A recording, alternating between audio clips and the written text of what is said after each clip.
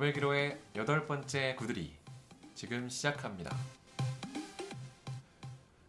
저는 구들이의 김일도 방열주 미스고입니다. 우리 이제 벌써 8번째인데 8번째. 저희가 이거 처음 시작했을 때 계절이 겨울이었죠. 한겨울이었죠. 겨울이었어요. 네, 맞아요. 겨울 맞아요.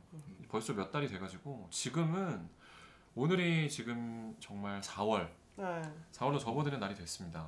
1회 했던 기억이 생생한데 그러니까요. 벌써 8월이 아니고 4월이요. 죄송한데 8회. 4월이 되고 나니까 이제 진짜 봄인 것 같아요. 날씨도 좋고 네, 날씨가 너무 좋아서. 여기 방송하기 전에 바로 올림픽공원에서 그림을 그리고 왔어요. 아, 녹음하기 전에요? 네.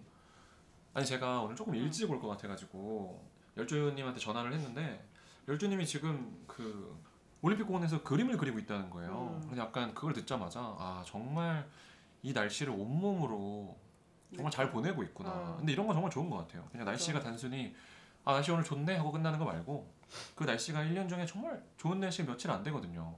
맞아. 뭐 여행을 가든 이렇게 열주님처럼 그림을 그리든 뭐 이렇게 보내는 건 정말 좋은 것 같은데 미스고님은 감기에 걸리셨습니다.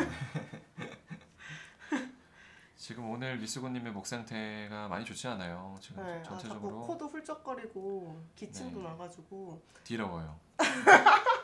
전체적으로 기관지 컨디션이 상중 하로 치면 오늘 하에 가깝습니다. 네. 근데 요즘 감기가 되게 심해서 일교차가 크잖아요. 네, 네. 일교차가 큰 만큼 감기에 걸리기 쉬운 날씨니까 네. 감기 안 걸리게 다들 조심하세요. 근데 이 다들이 누구죠? 네? 다들. 다들? 다들이라고 할 만한 사람들이 지금 있나요? 한 갑자기 3-4명? 다들 걱정을 하시길래. 3-4명 조심하세요. 네. 아픈 저를 위해서 열주님이 직접 모가차를 타주셔가지고 감기가 벌써 마음으론 다 나은 것 같아요. 아 따뜻하네요. 진짜. 정말 이렇게 서로 아껴주는 멤버들이라니. 저 같은 경우에는 오늘 캐모마일을 사줬어요. 근데 너무 감동적인 게 캐모마일을 마시고 나니까 아, 내 몸이 이걸 원했었구나. 이걸 알게 될 정도로 저를 위한 맞춤형 차를 또 타줬습니다. 커스터마이징. 멋지네요. 정말 좋은 우리말을 놔두고 커스터마이징이라고 굳이 얘기가 될 필요가 있죠. 요즘은 트렌디하게 네. 글로벌하게 가야 되니까요. 네. 좀 사설이 길었는데요.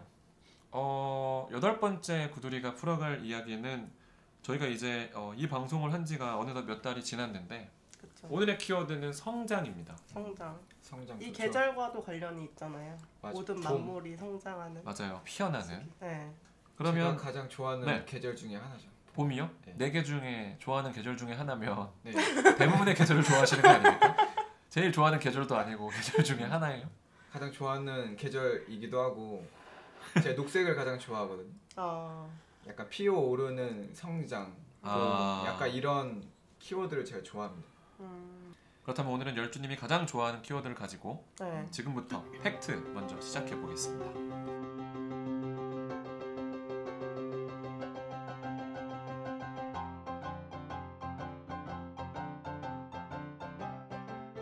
네, 그러면 오늘의 키워드 성장을 가지고 팩트를 잠깐 해볼까요? 네. 네. 제가 먼저 하겠습니다. 저는 성장 영화 몇 개를 가져왔는데 제일 먼저 할 영화는 빌리 엘리어트예요. 빌리 엘리어트 보셨나요? 맞죠. 뮤지컬로도 있고. 네, 빌리 TV 엘리어트. 영화 그게 뭐 시리즈로도. 발레 하는 맞아요, 네. 맞아요. 이게 이제 어떻게 보면은 소년의 성장기이고 어떻게 보면은 사실 이제 그 예술인의 성장기라고도 볼 수 있는 그런 작품인데 이거에 대한 팩트는 빌리 엘리어트가 사실은 실화라는 부분이에요. 저도 이제 나중에 알았는데 빌리 저도요. 엘리어트가 이제 필립 말센이라는 그 실제 발레리노가 있는데 이 사람이 이제 영국의 탄광촌의 출신이거든요. 근데 이제 나중에 영국 로열 발레단에 들어가요. 그것을 바탕으로 한 작품이다라는 게 하나 있고요. 또 위플래시라는 영화가 있어요. 위플래시라는 영화는 또 이제 음악에서 이제 어떤 사제지간에서의 예술인의 또 성장기를 다루고 있는데 이 두 가지 영화가 사실 위플래시가 실화인가에 대해서는 사람들이 말이 좀 갈리는데 위플래시 감독의 뭐 자전적 네, 그쵸. 이야기라고 하지 않았어요? 근데 이게 또 네. 좀 더 이제 찾아보니까 정확히 이제 이런 사람이 있었던 건 아니고 자기가 이제 대학 때 이제 그런 사람 교수를 봤었다. 그 정도의 그런 정도의 이제 성격을 가지고 있는 어떤 그 사람을 보고 모티브를 얻어서 만든 영화인 것 같더라고요. 근데 이제 이 두 영화가 어떤 그 실제로 어떤 소재를 가지고 실화를 가지고 바탕으로 만들었다고 한다면 보이후드라는 영화가 또 있어요. 혹시 보이후드라는 영화 들어보셨어요? 알죠. 보이후드라는 영화는 이제 한 소년의 성장기를 그야말로 8살인가요? 6살인가요? 6살부터 18살. 18살. 그때까지 이제 12년 동안의 그 소년의 성장기를 다루고 있는데 마지막에 대학을 입학하는 걸로 이제 가면서 쭉 그 소년의 성장을 따라가거든요. 근데 이제 이 영화가 가장 화제를 끌었던 이유는 실화를 바탕으로 한 건 아니지만 실제로 오히려 이 12년 동안 한 배우를 아역에서부터 계속 촬영을 한 걸로 유명하더라고요. 1년에 한 번씩 촬영을 했습니다. 맞아요. 네. 매년 만나가지고 한 일주일 정도씩 약 한 15분 정도의 분량을 12년 동안 찍어가지고 이게 그 배우들이 말을 하는데 한번 모일 때마다 약간 가족 같은 느낌으로 그렇죠. 그렇게 만났다고, 네, 그렇게 만났다고 하더라고요. 아버지 역을 했던 배우가 아마 에다노크일 텐데 맞습니다. 네. 에다노크 인터뷰한 거 같은 거 보면은 이 꼬맹이였던 아이들이 어느새 되게 든든한 동료로 같이 성장했다 이런 이야기를 할 정도로 계속 이제 매년 성장해가는 모습이 담기는 거죠. 카메라 앵글에도 소년의 성장기가 굉장히 자연스러워요. 보통 일반적인 성장 영화 같은 경우에는 왜 슬쩍 커버리잖아요. 그렇죠. 네. 그리고 완전 다른 갑자기 싱크로율이 안 맞는 경우도 많이 있잖아요. 네. 특히 사극 그 애기들 요즘 너무 어린 애기들 많이 나오다가 갑자기 되게 큰 배우는 유명한 배우가 나와야 되니까 갑자기 싱크가 안 맞는 그런 경우도 많이 있는데 이 영화 같은 경우 실제로 12년 동안 촬영을 했다고 해요. 그래서 이 영화가 사실 내용 자체는 특별한 내용이 없는데도 그 다 보고 나면 뭔가 감동이 있어요. 울림 있고. 그렇죠. 실제로 성장하는 걸 보게 되다 보니까. 네. 그래서 이제 제가 이 팩트를 가져온 이유는 성장이라는 걸 주제로 한 영화들이 많이 있는데 어떤 영화는 실제로 그 인물의 모티브를 얻은 것도 있고 또 어떤 영화는 그 촬영 자체가 실제로 그 오랜 기간 동안 찍은 영화도 있더라. 이런 게 재밌어서 한번 가져와 봤습니다. 그럼 새 영화 중에서 가장 좋아하는 영화는 뭔가요? 일도가 가장 좋아하는 영화? 이 세 개 중에서 고르라고 한다면은 저는 빌리 엘리어트를 고르겠고요. 다른 수많은 영화들 중에서 고르라고 한다면 세 영화는 다 안 고를 겁니다. 아, 네. 알겠습니다. 근데 제가 성장 영화를 그렇게까지 막 저는 애정하지 않는 것 같아요. 성장 영화를 진짜 좋아할 것 같은 열주한테 한번 들어보죠. 열주의 팩트를. 네. 저는 해리포터 아이들의 성장에 대해서 준비를 했거든요. 아, 네네. 너무 그렇죠. 해리포터가 시리즈가 2001년도에 해리포터와 마법사의 돌이라는 그 영화로 이제 시작을 했어요. 네. 그 이후부터 5편인가 7편인가 계속 쭉쭉쭉 7편이죠. 이어왔거든요. 7권이니까. 네. 이어왔는데 지금 2017년도니까 16년이 지났죠. 아, 그렇게 오래됐나요? 벌써? 네. 아니 저 초등학교 때 해리포터 처음 나왔으니까. 네. 그래서 외형적으로 보더라도 엠마 왓슨이나 너무 다니엘 레드클리프나 엄청나게 성장을 많이 했죠. 그렇죠. 특히 론 역을 맡았던 배우가 정말 성장이 처음에 론 마법사이드를 찍었을 때 보면은 진짜 어리고 그 빨간 머리 주근깨 막 이랬는데 너무 귀엽어. 지금의 이제 그 이름이 갑자기 생각이 안 나는데 루퍼트 그린트 맞죠? 루퍼트 네. 지금은 거의 그 맥컬리 컬킨 이후로 이런 역변 급성장을 정말 오랜만이에요. 아무튼 다니엘 레드클리프 같은 경우에는 저보다 한 살 어려요. 아, 동생이네. 아, 그래요? 그런데 약간 조금 나이가 좀 있어 보이는 캐릭터긴 해요. 지금 봤을 때는. 그리고 역할들을 그 이후에 찍은 영화들이 좀 그런 것들을 많이 찍었더라고요. 그래서 저는 약간 이 다니엘을 큰 평가 잘하고 있다고 생각을 하는 게 스스로? 네. 약간 제 점수는 그에게 좋은 소식이네요.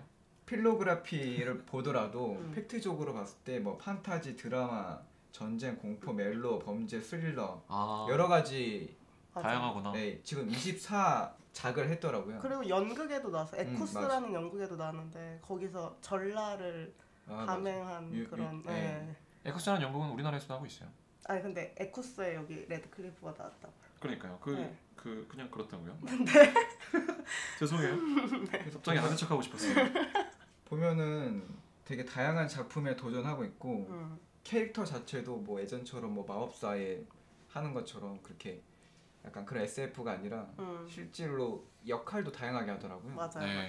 제가 좀 인상 깊었던 게 킬 유어 달링이라고 그 성 정체성에 대해서 고민하고 자신을 찾아가는 그 역할을 좀 하는 게 있었는데 이 친구가 단순히 영화계의 아이돌이 아니라 실질적으로 몸 안에 연기자의 피가 있는 친구구나.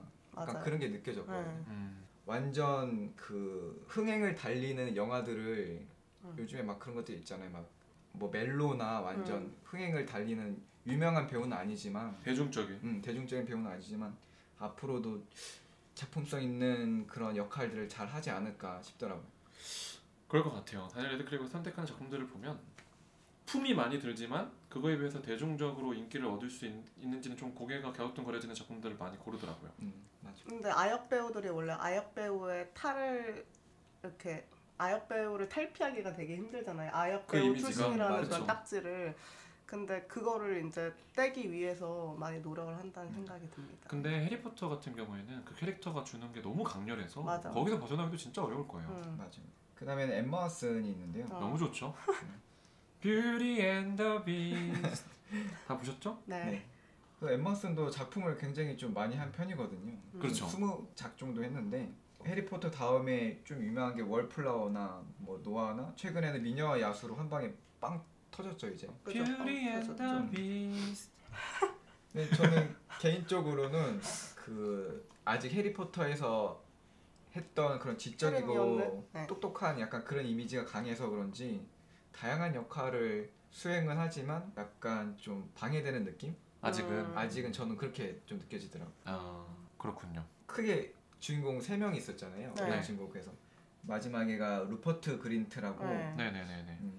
이 친구 경우에도 작품은 많은데 저희가 알만한 작품들은 많이 안 했더라고요. 그래서 하여튼 이렇게 해리포터의 그 아역들은 각각 분야에서 잘 성장하고 있다라는 생각이 들더라고요. 근데 저는 그게 사실 궁금해요. 보통 일반적으로 어벤져스나 이런 것들은 시리즈물이 몇 가지 가겠다 이런 게 처음에 나와 있지 않았던 것들은 처음에 나왔던 배우의 출연료가 그 다음 시리즈를 찍기로 하면 또 늘어나고 뭐 미션 임파서블의 톰 크루즈도 그렇고요. 계속해서 출연료를 높여가면서 나 때문에 인기가 많았으니까 다음 작품을 찍으려면 더 많이 줘야 돼. 그래도 제작비가 점점 더 올라가는 그런 느낌이 있는데 해리포터 같은 경우에는 사실은 이제 당연히 그 7부작을 다 찍었어야 되기 때문에 그 계약을 어떻게 했을까? 그게 갑자기 궁금하네요. 뭐 7부작을 다 통으로 했을까? 아니면 몸값이 천정무지로 올랐나? 나중에 한번 좀 조사를 해봐야겠는데요. 해리포터 3인방의 출연료는 어떻게 올랐고 계약을 어떻게 했는가? 올랐겠죠 당연히. 몇 편 하지 않았을까요? 네? 몇 편당 얼마? 몇 편마다? 몇 편마다 재계약을 하지 않았을까? 아 그렇게 하면은 그들에게 그렇게 했겠죠? 그래야 그들에게 유리하겠지. 저는 사실 그게 더 궁금한데 보이우드의 출연진들이 어떻게 계약을 했을지. 아 그들은 처음부터 했겠지. 그리고 12년간. 이제 그리고 사실 그러지 않았을까요? 12년 동안 찍어야 되는데 중간에 9년만 찍고 갑자기 마음이 변하면 안 되잖아 배우가. 그러니까 뭔가 각서 같은 거 쓰지 않았을까? 대단한 결정이네요 그러면.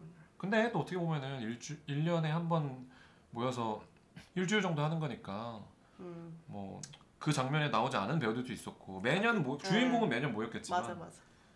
그러지 않았을까요? 그런 건 알아서 영리하게 했겠죠. 뭐.